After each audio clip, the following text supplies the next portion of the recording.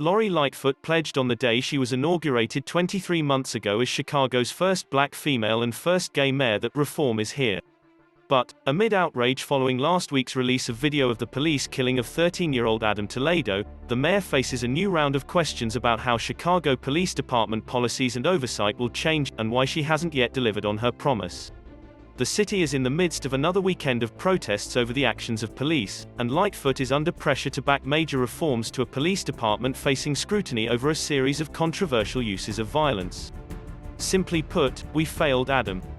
And we cannot afford to fail one more young person in our city, Lightfoot said ahead of the release of the video by the Civilian Office of Police Accountability, which is investigating the March shooting. Lightfoot was elected mayor in 2019 as a first-time candidate for office who had recently served as president of the Chicago Police Board. She had chaired the Police Accountability Task Force that had been launched after the 2014 police killing of 17-year-old Laquan McDonald, a shooting that also triggered a federal civil rights probe of the Chicago Police Department. That task force's recommendation for a civilian commission to oversee police then became a central plank in Lightfoot's agenda as she campaigned for mayor. But, nearly 2 years into Lightfoot's tenure, she has not introduced her own plan to create civilian oversight of police, despite having pledged to do so within her first 100 days in office, and despite the idea being a product of the task force Lightfoot once led.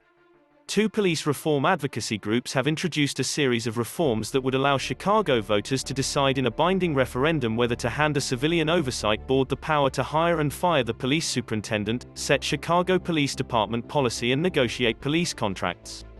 Lightfoot has balked at that measure, which could strip that authority from the mayor's office over what's become the central issue she has faced, and one for which voters would likely hold her responsible. Members of Chicago's City Council, including those who have been Lightfoot's allies, expressed frustration that she hasn't offered a police reform proposal of her own. Chicago Alderman Gilbert Villegas, who resigned from his role as Lightfoot's chosen floor leader on the City Council in February, said the council should vote on those proposed reforms. The reality is, time is of the essence.